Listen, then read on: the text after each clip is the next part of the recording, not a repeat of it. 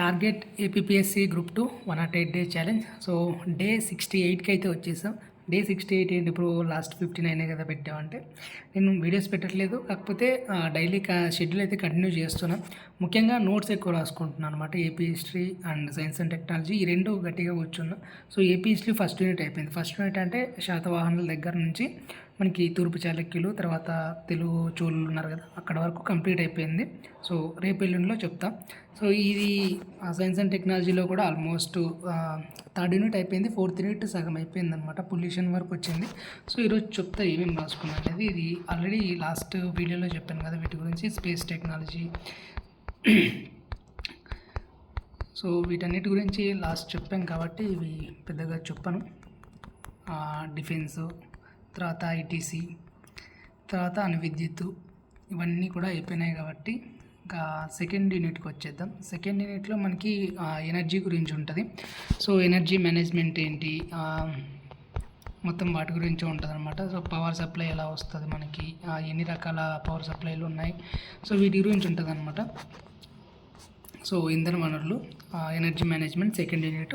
So first basics రాసుకున్నాం. మనకి కొంతమందికి వాట్, కిలోవాట్కి, మెగావాట్కి, గిగావాట్కి, తర్వాత కిలో వాట్ అవర్కి కూడా తేడా తెలియదు కాబట్టి సో వాటి గురించి రాసుకున్న. జస్ట్ ఇవి ఏం అవసరం లేదు, కాకపోతే మనకు ఒక బేసిక్ ఐడియా ఉండాలి. సో బేసిక్ యూనిట్ వచ్చేసి జౌలు. సో జౌలు నుంచి వాట్, కిలోవాట్, మెగావాట్ ఇలా పెరుగుతూ వెళ్ళిపోతాయి అనమాట. మనం జనరల్గా మన ఇంట్లో కొలిచే కరెంటు కొలిచే ఏదంటే కిలో వాట్స్ ఉంటాయి. కిలో వాట్ అవర్స్ని మనం ఇంట్లో వాడే పవర్ని కొలుస్తాం అనమాట. ఒక యూనిట్గా తీసుకుంటాం అన్నమాట దీన్ని. నెక్స్ట్ ఇంధనాల వర్గీకరణ ఉంటాయి. ప్రాథమిక ఇంధనాలు, ద్వితీయ ఇంధనాలు, ఇలా రెండు రకాలు ఉంటాయి అనమాట. మళ్ళీ తర్వాత వాణిజ్యేతర ఉంటాయి. మళ్ళీ సాంప్రదాయేతర వనరులు ఉంటాయి. సో వీటి తర్వాత మనకి ఒక్కొక్క దాని గురించి క్లియర్గా చూసుకోవాలి. వీటికంటే ముందు మనకి కొన్ని వర్డ్స్ అడుగుతారండి. ఇంతకుముందు ఎనర్జీకి సంబంధించి ఎనర్జీ మిక్స్ అంటే ఏంటి, కార్బన్ ఫుట్ ప్రింట్ అంటే ఏంటి, కార్బన్ న్యూట్రాలిటీ అంటే ఏంటి, నెట్ జీరో అంటే ఏంటి, ఇవి కూడా అడుగుతాడు. సో వాటి గురించి కూడా చూసుకోవాలి. సో మన దేశంలో మనం పవర్ని ఎంత విధంగా వాడుతున్నాం, ఎంత సప్లై చేస్తున్నాం, ఎంత వినియోగించుకుంటున్నాం అనేది మనం క్లియర్గా స్టాట్స్ రాసుకోవాలి ఇక్కడ. సో పవర్ వినియోగంలో మనం 3వ అతిపెద్ద ఇంధన వినియోగదారుగా ఉన్నామన్నమాట ప్రపంచంలోన. సో మన డిమాండ్ ఎలా ఉంది, స్థాపిత సామర్థ్యం ఎలా ఉంది, తలసరి విద్యుత్ వినియోగం ఎలా ఉంది, సో పీక్ డిమాండ్ ఎంతవరకు ఉంది, తర్వాత ఇంధన దిగుమతులు ఎక్కడి నుంచి తీసుకున్నాం, సో దీంట్లో ఉండే లక్ష్యాలు ఏంటి, విజన్ ఏంటి, సో కరెంట్ అప్డేట్స్ ప్రజెంట్ ఎంత ఉంది. ఇది చేంజ్ అవుతూ ఉంటుందండి మన ఎగ్జామ్ కల్లా, ఇది చేంజ్ అవుతుంది. సో బేసిక్ పెట్టుకోండి, అప్పుడు మళ్ళీ యాడ్ చేసుకుందాం. ఇంకా జాతీయ ఇంధన విధానం గురించి అడిగాడు కాబట్టి ఫస్ట్ 2006లో ఒక ఇంధన విధానం తీసుకొచ్చారు. సో దాని యొక్క నేపథ్యం ఏంటి, లక్ష్యాలు ఏంటి. తర్వాత రీసెంట్గా డ్రాఫ్ట్ వచ్చిందనమాట. జాతీయ ఇంధన విధానం ముసాయిదా 2017లో తీసుకొచ్చారు ఆ డ్రాఫ్ట్లో ఏం చెప్పారు, సో దాని యొక్క విజన్ ఏంటి, దాంట్లో 4 పిల్లర్స్ ఉంటాయంట. 4 pillars of new policy. So ఆ పాలసీలో ఉన్న 4 పిల్లర్స్ ఏంటి, వాటి గురించి చూసుకోవాలి. ఇంకా ఈ డ్రాఫ్ట్ ఎనర్జీ పాలసీ తీసుకొచ్చిన డ్రాఫ్ట్లో ఉన్న సిఫార్సులు ఏంటి, ఏమేమి సిఫార్సు చేసింది ఇంపార్టెంట్. ఇంకా సాంప్రదాయ ఇంధన వనరులు, సాంప్రదాయేతర ఇంధన వనరులకి తేడా, ఒక్కొక్కటి దాని గురించి చూసుకోవాలి. సో బొగ్గులో రకాలు, అక్కడ ఏవేవి ఎక్కడ లభిస్తాయి, తర్వాత దాన్ని ఎవరు మేనేజ్ చేస్తున్నారు, బొగ్గు గ్యాసిఫికేషన్ అంటే ఏంటి, క్లీన్ కోల్ టెక్నాలజీ అంటే ఏంటి, సో వీటి గురించి చూసుకోవాలి. Next petroleum. సో పెట్రోలియం కూడా ఎక్కడ ఉన్నాయి. రిఫైనర్స్ కొంతమంది ఏం చేస్తున్నారంటే ఈ బొగ్గు క్షేత్రాలు కానీ, ఈ రిఫైనర్స్ కానీ ఇవి ఏం చేస్తున్నారంటే ఉన్న జాగ్రఫీ మొత్తం చదువుతున్నారండి. సో మనకు అవన్నీ జాగ్రఫీలో అడుగుతారు, కానీ ఏవేవి ఎక్కడ లభిస్తాయి, ఎక్కడ రిఫైర్ చేస్తారు, ఇవన్నీ కూడా మనకి దీంట్లో అడగరు. సో దీంట్లో మనకి ఓవరాల్గా మనకి ఇంధనాల గురించి ఉంటాయి. సో ఏంటి, ఏవేవి అనే దాని గురించి ఉంటాయన్నమాట. సో షేల్ గ్యాస్కి, సిబిఎంకి డిఫరెన్స్ అడుగుతాడు. నెక్స్ట్ అణుశక్తి గురించి ఆల్రెడీ మనం ఫస్ట్ ఇంట్లో చెప్పుకున్నాం కాబట్టి దీంట్లో ఎక్కువ రాయలేదు.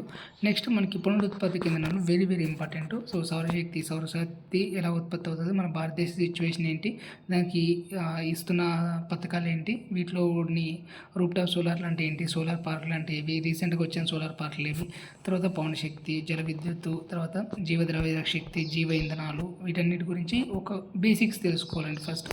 సో బేసిక్స్ అన్ని చెప్పిన తర్వాత మనకి లేటెస్ట్ రిపోర్ట్స్ ఏమున్నాయి, సో ఏది నుంచి ఎంత సామర్థ్యం ఉంది మనకి, సో బొగ్గు నుంచి ఎంత ఉంది, సౌరశక్తి నుంచి ఎంత ఉంది, సో ఈ స్టాట్స్ చేంజ్ అయ్యే ఛాన్స్ ఉంది. సో ప్రజెంట్ అయితే ఇవే ఉన్నాయి, అప్డేటెడ్ వర్షన్ ఇవైతే. సో ఈ అప్డేటెడ్ ఇవన్నీ అప్పట్లోగా ఎగ్జామ్లోగా మారితే మళ్ళీ చేంజ్ చేసుకుంది. చేంజ్ చేసుకోవాలన్నమాట. సో అప్పుడు కావాలంటే మళ్ళీ చేంజ్ చేసుకొని ప్రజెంట్ అయితే ఇవి ఉన్నాయన్నమాట. నెక్స్ట్ జీవ ఇంధనాల గురించి అడుగుతాడు. సో జీవ ఇంధనాలకు సంబంధించి ఒక పాలసీని తీసుకొచ్చారు 2018లో.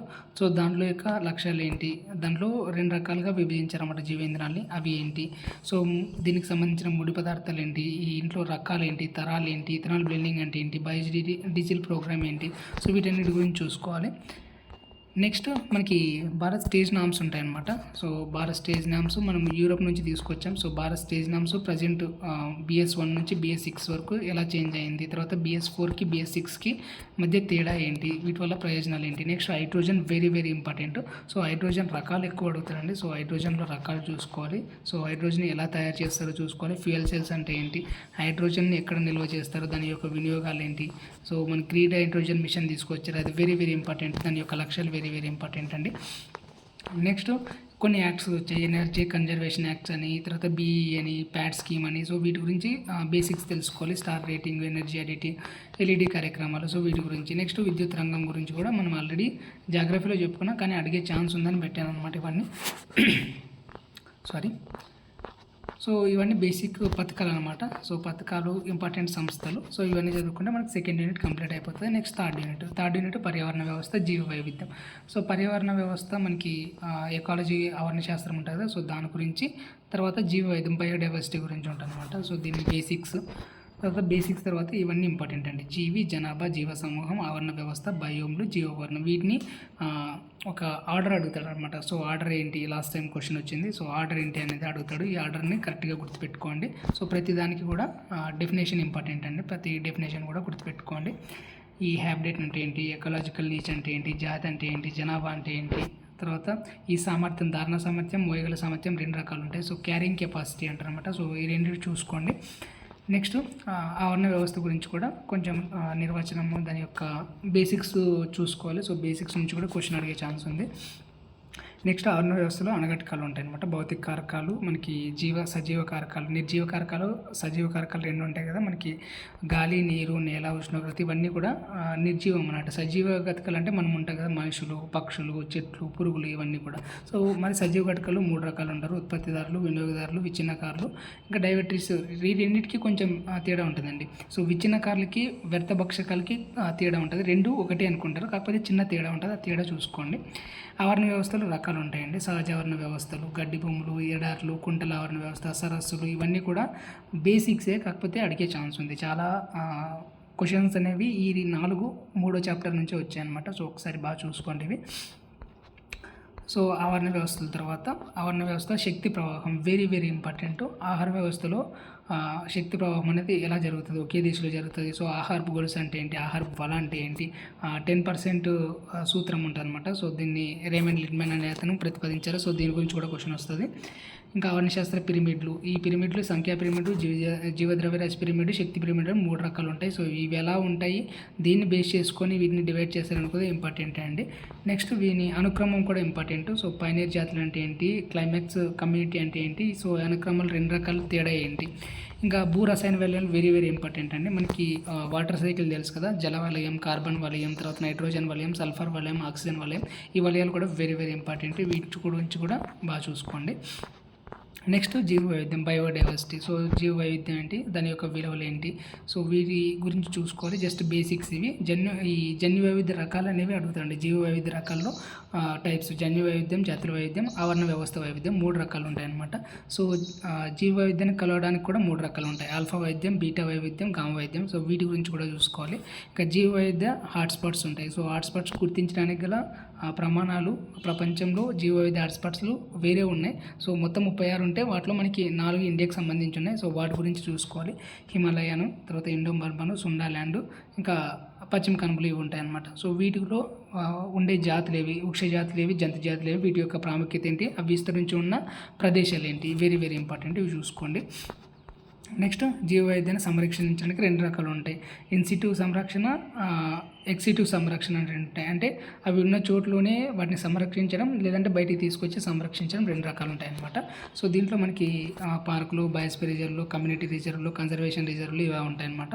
సో వీటి గురించి ఫస్ట్ బేసిక్స్ చూసుకోవాలి. తర్వాత బయోస్ఫియర్ రిజర్వ్ గురించి డీటెయిల్గా చూసుకోవాలన్నమాట. సో బయోస్ఫియర్ రిజర్వ్ అంటే ఏంటి, దాన్ని ఎందుకు తీసుకొచ్చారు, దాంట్లో ఉండే జోన్లు ఏంటి, ఆ జోన్లో ఉండే పరిమితులు ఏంటి, తర్వాత యునెస్కో తీసుకొచ్చిన మ్యాప్ ప్రోగ్రామ్ ఏంటి, ఈ మ్యాప్ ప్రోగ్రామ్ ఇండియాలో ఎలా తీసుకొచ్చారు, దీనిలో వచ్చిన 18 బయోస్ఫియర్ రిజర్వ్లు ఏవి, వీటిలో మళ్ళీ యునెస్కోకి సంబంధించి గుర్తింపు పొందిన అవి ఏవి.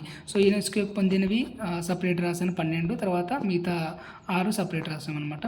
నెక్స్ట్ వన్యప్రాణి సంరక్షణ గురించి కొన్ని చట్టాలు తీసుకొచ్చారు కదా, సో వాటి గురించి. ఈ జాతులు అనేవి ఇంపార్టెంట్ అండి, లాస్ట్ టైం క్వశ్చన్ వచ్చింది.